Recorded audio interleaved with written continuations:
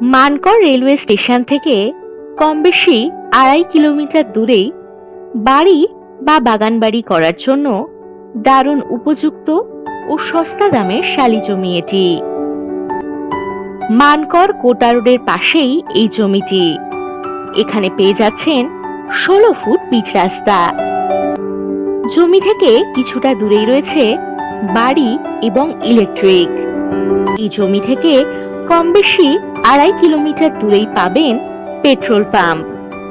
কম বেশি 1.5 কিলোমিটার দূরত্বেই পাবেন Mankad college, Mankad hospital, Mankad Hattala বাজার, এটিএম, ট্যাক্সি স্ট্যান্ড ইত্যাদি।